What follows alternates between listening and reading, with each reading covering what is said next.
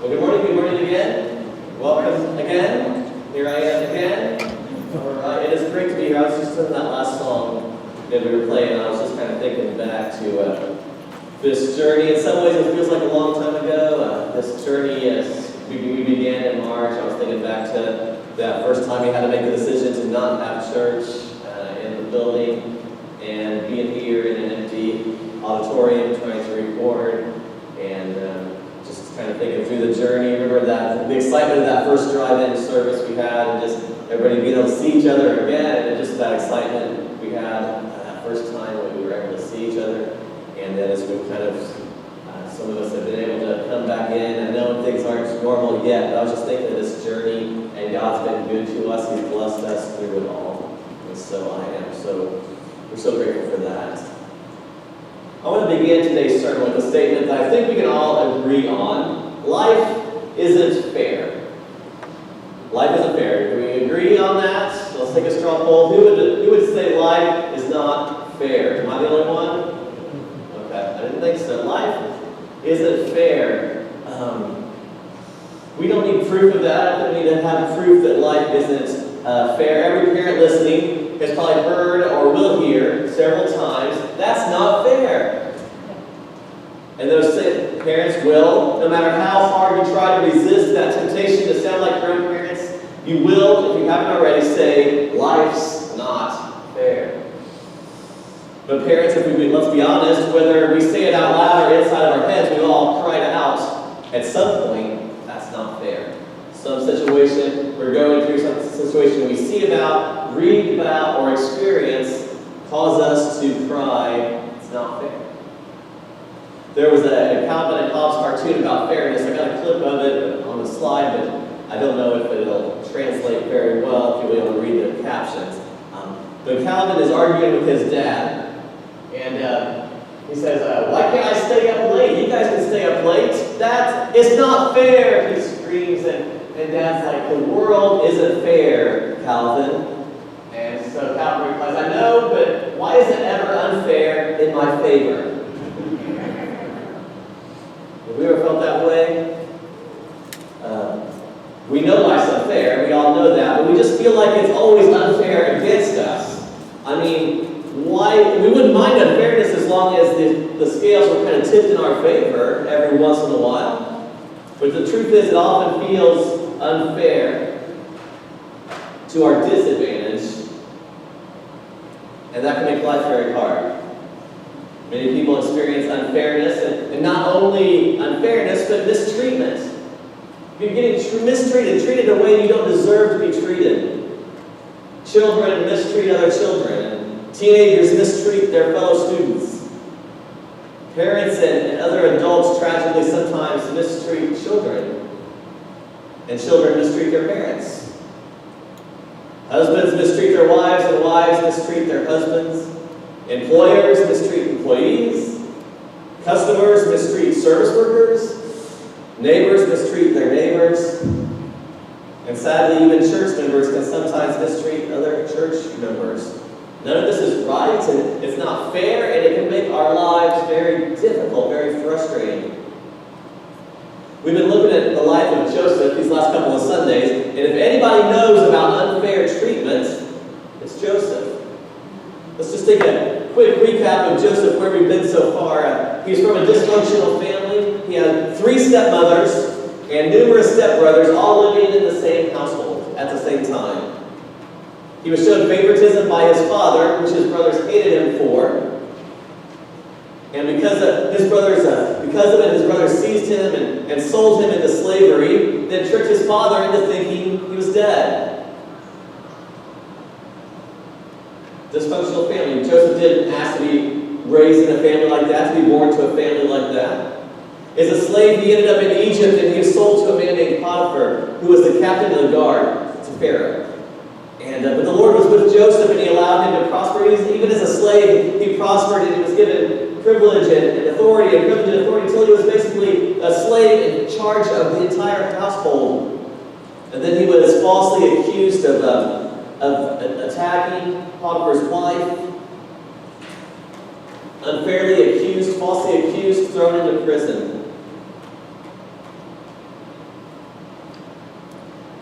because of her false accusations, and that was unfair, unjust.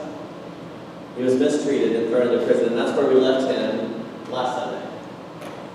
Joseph cannot catch a break. He tries to make the best of every situation he's in, but none of it is fair, and he keeps getting mistreated. He keeps getting knocked back down. He finds his way to his feet and gets knocked back down again.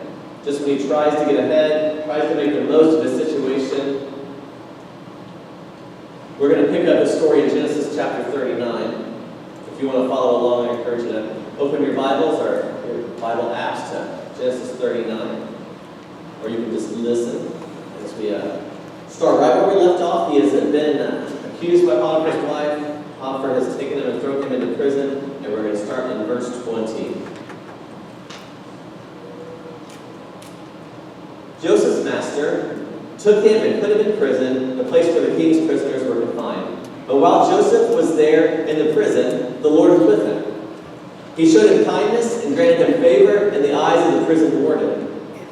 So the warden put Joseph in charge of all those held in the prison, and he was made responsible for all that was done there.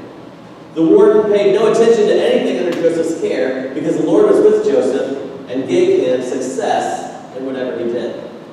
So even as a prisoner, Joseph finds a way to turn that into a success. And the warden sees something in Joseph, sees his some things in his character and his personality, and he just works kind of his way up and gets trusted more, and he's basically in charge of the other prisoners. And so as a prisoner, in charge of other prisoners, and it says the warden doesn't even pay any attention to anything when Joseph's in charge.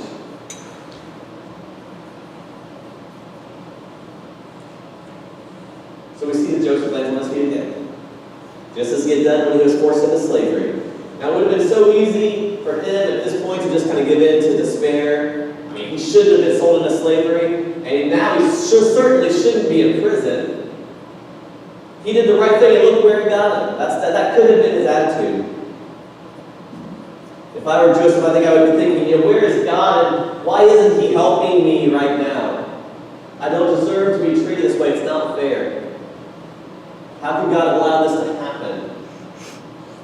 And things just seem to go from bad to worse. Just when you might have a glimmer of hope, things go back down. But that was not Joseph's attitude.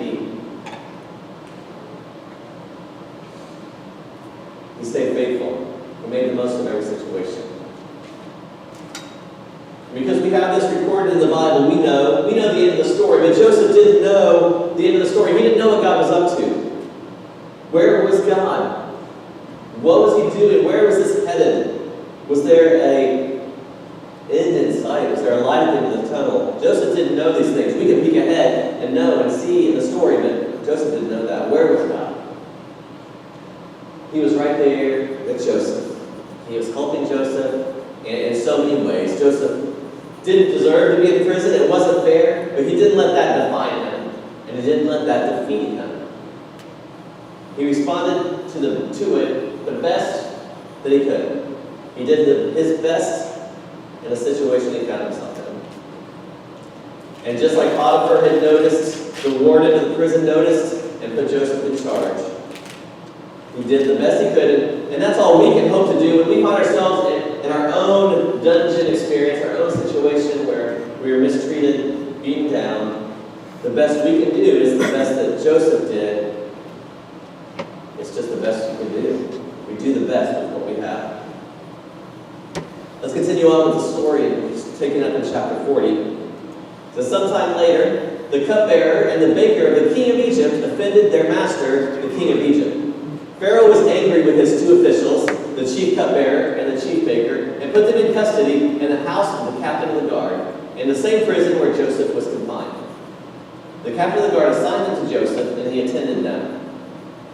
After they had been in custody for some time, each of the two men, the cupbearer and the baker of the king, who had been held in prison, had a dream the same night, and each dream had a meaning of its own. When Joseph came to them the next morning, he saw that they were dejected, so he asked Pharaoh's officials who were in custody with them in his master's house, "Why do you look so sad today?" "We both had dreams," they answered, "but there is no one to interpret them."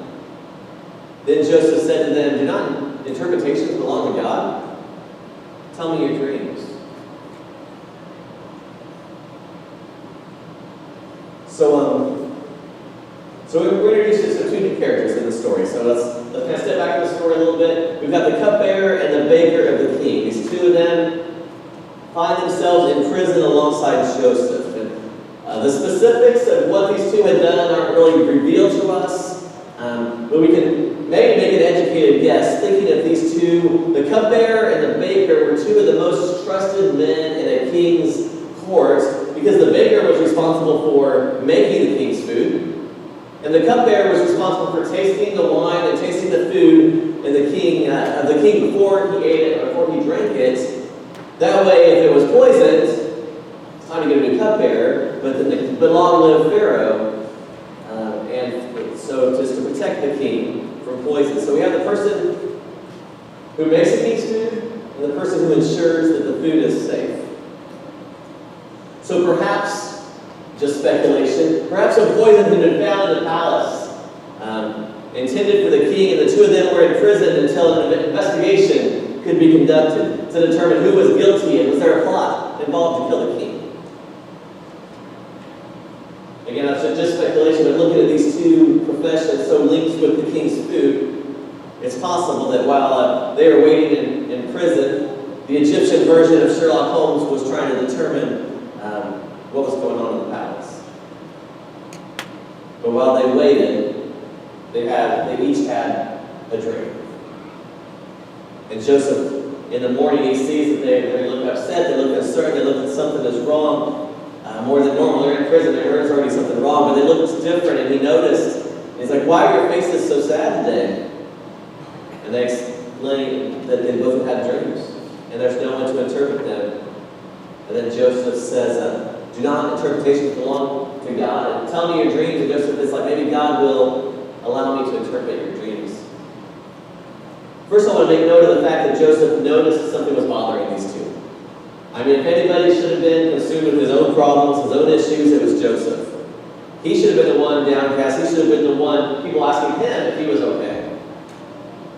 But in spite of his own circumstances, he took notice of these two other prisoners, showed concern for them, reached out to them, tried to help them. The last time that we know that Joseph had been involved with dreams, things didn't turn out so well. But when Joseph hears that they had a dream, he says, share the dreams with me, let me hear them. And he suggests that maybe God would allow an interpretation. So let's jump back in Genesis chapter 40, verse 9, and hear about these dreams. So the chief cupbearer told Joseph his dream. He said to him, in my dream, I saw a vine in front of me, and on the vine were 3 branches. And as soon as it budded, it blossomed, and its clusters ripened into grapes. Pharaoh's cup was in my hand, and I took the grapes, squeezed them into Pharaoh's cup, and put the cup in his hand. This is what it means, Joseph said to him. The 3 branches are 3 days. Within 3 days, Pharaoh will lift up your head and restore you to your position. And you will put Pharaoh's cup in his hand, just as you used to do when you were his cupbearer. But when all goes well with you, remember me, and show me kindness. Mention me to Pharaoh and get me out of this prison. I was forcibly carried off from the land of the Hebrews, and even here I have done nothing to deserve being put in a dungeon. It was the baker's turn. When the chief baker saw that Joseph had given a favorable interpretation, he said to Joseph, I too had a dream, and on my head were 3 baskets of bread. In the top basket were all kinds of baked goods for Pharaoh, but the birds were eating them out of the basket on my head. This is what it means, Joseph said. The 3 baskets are 3 days. Within 3 days, Pharaoh will lift off your head and impale your body on a pole, and the birds will eat away your flesh. Now the 3rd day was Pharaoh's birthday, and he gave a feast for all his officials. He lifted up the heads of the chief cupbearer and the chief baker in the presence of his officials. He restored the chief cupbearer to his position, so that he once again put the cup in Pharaoh's hand. But he impaled the chief baker, just as Joseph had said to them in his interpretation. The chief cupbearer, however, did not remember Joseph. He forgot him. So Joseph gives his interpretation of the dreams. Turns out favorable for the cupbearer, not so favorable for the baker, and his interpretations come true. Joseph must have been so hopeful as in those 3 days passed, and they got knowing that, seeing it before his eyes, it looked like the dreams were going to come true. So maybe today would be the day that the cupbearer would mention something to Pharaoh, and he'd be released from prison. Maybe today would be the day, and then the day goes by. And maybe the next day would be the day that he's remembered, and the next day goes by, and as the days pass, Joseph's situation remains the same. He'd been forgotten again. How could the cupbearer have forgotten his freedom was but we don't know what was going on in the cupbearer's. If he was intentionally forgot, if he was waiting for the right opportunity that never came, if he was afraid to approach Pharaoh again. We don't know what was going through his mind. We just know that Joseph was forgotten. It would take 2 years for him to be remembered. Joseph didn't know any of that. He just knew that the situation would stay the same. He had been forgotten. If only Joseph could have known that his time of vindication, his reward was near. There was a reward. There was a light at the end of the tunnel. Those dreams of his youth that he had were still the direction his life was headed. The dreams that he had of a position of authority and people bowing down to him, that would be in his future. But he didn't know that. He had no guarantee of that. So he sat in prison, wondering how, when God was going to do something. But he stayed faithful. He didn't know the why. He didn't know the how. He didn't know the when. But he stayed faithful in the midst of the circumstances.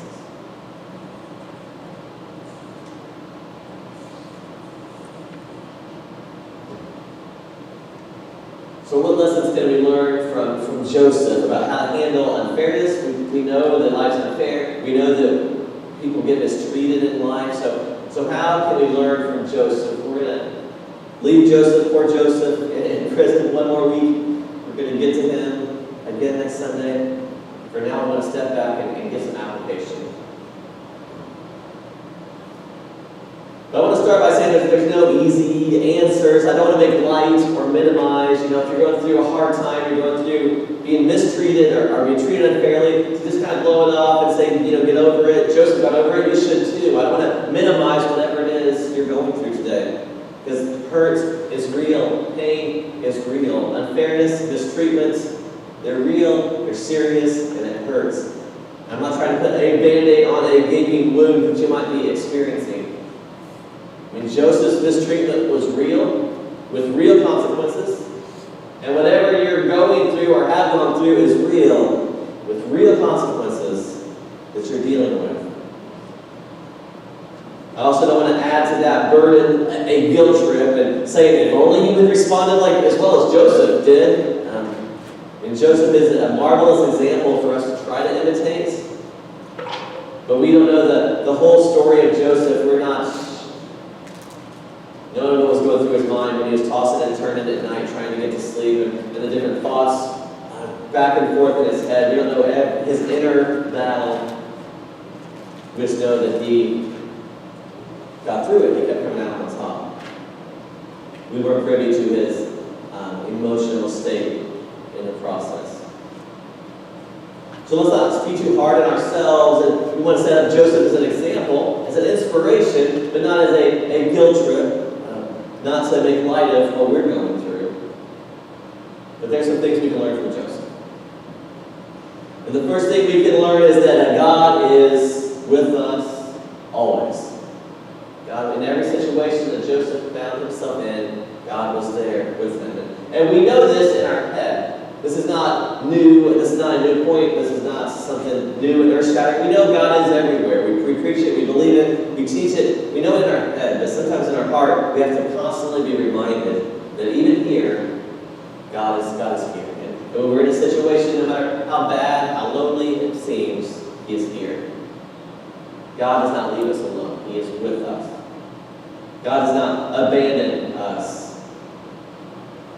Even though God may allow us to go through things that seem unfair, we don't go through those things alone. He is always with us. And others may abandon us, others may let us down, but not God. God is, He can be fully trusted. And our total faith must be in the Lord, not in other people. Other people will let us down, they will disappoint us, they won't live up to our expectations of how we want them to treat us. But God can be fully trusted. In Psalm 139,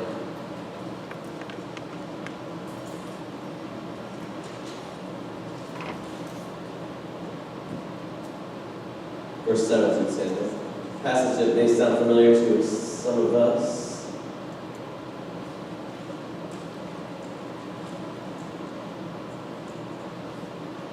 You guys don't understand how hard I am resisting the urge to lick my fingers right now. All right, okay, fine. All right. So, 139, verses 7 to 10. Where can I go from your spirit? Where can I flee from your presence? If I go up to the heavens, you are there. If I make my bed in the depths, you are there. If I rise on the wings of the dawn, if I settle on the far side of the sea, even there your hand will guide me. Your right hand will hold me fast. The author of this psalm is saying, where can you go that's too far from God's presence? You can't. No matter where you go, how high or how low, how far, how wide you go, God is there. His presence is there. He guides us. He holds us no matter where we are. Flip over from Psalms to Proverbs. Proverbs 15, verse 3. It says, the eyes of the Lord are everywhere, keeping watch on the wicked and the good. That's a good memory verse if you're looking for a memory verse to have, just to keep this on file. Because it covers kind of both ends of the spectrums. The eyes of the Lord are everywhere. It's a good reminder, they're everywhere. Keeping watch on the wicked and the good. So if you see the wicked, if you see somebody doing something, and you're just like, well, how can they get away with being that way? Surely there's consequences for doing what they're doing and acting the way they're acting. Know that that's not gone unseen. The wicked in the world isn't going on unseen by God. He sees what's going on. There will be consequences for those actions. There will be judgment. Nothing goes unseen. Or on the other side of the equation, if you do something, you're trying to do the right thing, and you're trying to do good, and you don't feel like it's getting reciprocated, you don't feel like anybody cares or anybody notices, you don't feel like it's going rewarded, know that that is not going unseen. Jesus says that God sees what is done in secret. He sees what is done behind closed doors, and there will be reward for behavior that deserves reward, and punishment and judgment for behavior that deserves punishment and judgment. The eyes of the Lord are everywhere. They keep watch on the wicked, and they keep watch on the good. God is always with us. Philip Yancey, in his book, Where is God When It Hurts? He tells, one of the stories he tells is of a man named Christian Riker, who spent 4 years in a Nazi prison camp from 1941 to 1944. He was in prison because he was a member of the Confessing Church, which was one of the German state churches that took a stand up, that stood up against the Nazis in the 30s and 40s. And he was a member of this church that took a stand against the Nazis and was imprisoned. And he can tell you all kinds of horror stories of that prison camp if you asked him, but he would much rather talk about the ways that he was visited by God. As he was in that death camp, the God who loved him and made himself known to him. Rieger reports that it was Nietzsche that said, a man can undergo torture if he knows the why of his life. If he knows the why of his life, he can withstand torture. But Rieger says in that prison camp, he learned something far greater. He learned to know the who of his life. And that was what sustained him then, and sustains him always, knowing the who of his life. God is enough, and He is always with us. And during times of injustice, times of unfair mistreatment, we often have to lean on the who, because we lean on the why. We're left with the questions. Why is this? Why is this happening? Why is this happening to me? This isn't fair. We focus on the why, it's going to lead us down that road. We focus on the who God is, and He's still in charge. He's still there. He still sees. He still cares. God is with us always. Another thing we can learn by looking at Joseph is that God will help us grow through our suffering. God can work through our suffering to grow us so that we can become more useful in His kingdom. He's molding us. He's shaping us into the people that we were designed to be. And sometimes He uses that suffering to do it. God had some important plans for Joseph's future. Joseph didn't see into the future. God had plans, and it was preparing Joseph to be the man that He wanted him to be. Joseph would not be able to be successful in his future appointment without some significant change and growth. He had to grow from that favorite child, spoiled, favorite child of the father. He had to grow from that boy to the man that he was becoming so God could use him. God used his suffering to bring about the transformation. It's important for us to allow God to help us become better rather than bitter during our trials, during the things that we go through, and how we let that affect us.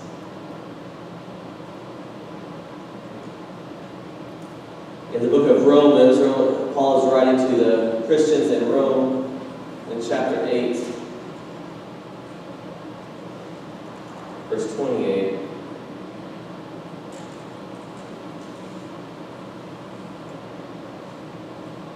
He says these words, he says, "And we know that in all things God works for the good of those who love Him, who have been called according to His purpose." So God works for the good, those who love Him, those who have been called by God. Then God's working good in our lives, even when the things that are happening aren't good. God works them for good. He takes them and He uses them to shape, to mold, to guide, to teach, to grow us. Flipping over to James chapter 1.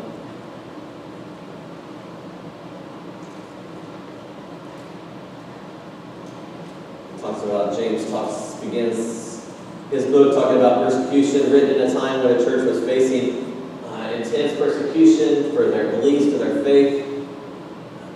Not fair, unfair mistreatment, harsh mistreatment. James says this: "Consider it pure joy, my brothers and sisters, when you face trials of many kinds." So consider it joy when you face trials, because you know that the testing of your faith develops perseverance. And perseverance must finish its work so that you can be mature and complete, not lacking anything. So our trials develop perseverance. Perseverance helps us to mature in our faith, and our goal is to become mature Christ followers.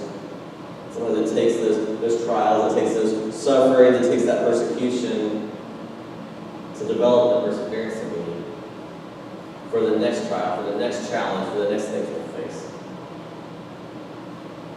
I think one of the things that helps us grow through our suffering, that we can see it in Joseph's life, is looking to others. Like we talked about, he didn't consume himself with his own problems. We see when he was with a slave in Potiphar's house, he concerned himself with Potiphar's house and the things that were going on there, and to the point when his wife was making advances, he's like, "How can my master has entrusted me with all this stuff. How can I do this to him?"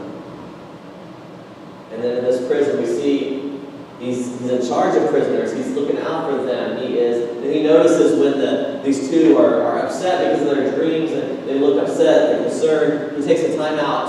He makes time for them. A lot of times when we can get the eyes off of ourselves and our own problems and our own why and needs and onto other people, that helps us grow through our suffering. When we see other people's problems, it puts ours in perspective. When we concern ourselves with the interests of others, God can grow us in in what we are going through. So I think we can learn from Joseph that skill it takes it. No matter how bad you think you've got it, look around. Is there anybody that you can help out of their situation or help with their situation? So look at the needs of others instead of the needs of yourself. Another thing we can learn from Joseph is that there is a better day coming. We haven't got to that part of the story yet, but we can learn that from Joseph's story. There is a better day coming. That's a great thing to remember in the year 2020. There's better days ahead. That better day might not be tomorrow, but it is coming. There's a light at the end of the darkness. Therefore, we must not give up. We must hang on. That better day may not even come in this world. But there is a day coming when all the wrongs will be made right. There's a day coming when God will reward us for our faithfulness. In the midst of the trials, in the midst of the persecution, in the midst of mistreatment, we'll be rewarded for our faithfulness on that day. So may God help us to hold on until that day. Two more verses I'd like to share with you. The first one is in 1 Peter. So we're hearing from a lot of people today. We heard from Paul and Romans. We heard from James in the book of James, and now we're hearing from Peter. In 1 Peter chapter 2, verse 19. It says, "For it is commendable if someone bears up under the pain and unjust suffering because they are conscious of God." Verse 20. "But how is it to your credit if you receive a beating for doing wrong and endure it?" So basically he's saying, okay, so if you get punished for doing the wrong thing, that's not what I'm about to talk about. That's not what I'm talking about. If you do the wrong thing and you get punished, okay, then what is that to your credit? What does that say about you? But if you suffer for doing good and you endure it, this is commendable before God. To this you were called, because Christ suffered for you, leaving you an example that you should follow in his steps. He committed no sin, and no deceit was found in his mouth. When they hurled at him their insults at him, he did not retaliate, but he suffered. He made no threats. So he's saying, you get punished for doing what is good. That's commendable. God is going to reward you for that. And then he brings, Joseph is a good example, but then he brings Jesus, the example. It's like Jesus suffered even though he did not deserve it. He was perfect, sinless, without fault, and he suffered and was killed. And we're called to follow in his steps. We won't always be treated fairly. We won't always be treated the way we feel like we deserve to be treated. We stay faithful, following Jesus' example of that. I want to end with, scripture-wise, I want to end with Jeremiah 29:11. So very familiar. It seems almost cliche to even bring it up in a sermon, but it's a great place to leave. You've seen it on the posters, you've seen it on the Facebook slides or whatever. "For I know the plans I have for you, declares the Lord. Plans to prosper you and not to harm you. Plans to give you hope and a future." There is a better day coming. God has plans for each one of us that end up in our favor, that he'll prosper us. Now, we don't know what that's going to look like, and we don't know when that's going to look like that. But we have reason to hope. We have a future to be hopeful for. He's promised us there's better days to come.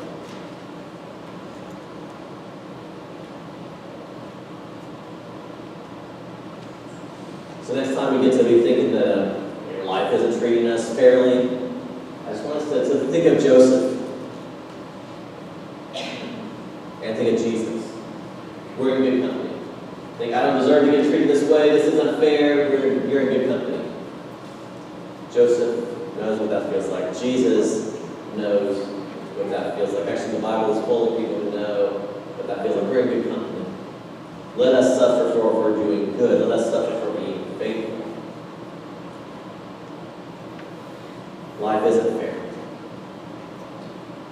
that God is with us, working in us and through us, so that better day is coming. Let's pray. Father God, we just come before you. Words are easy. It's easy to get up here and say, oh, life's not fair, but it's okay. It's harder to live that way. In certain situations we find ourselves in, it can be so discouraging, so disheartening. And it isn't fair, and we don't like it.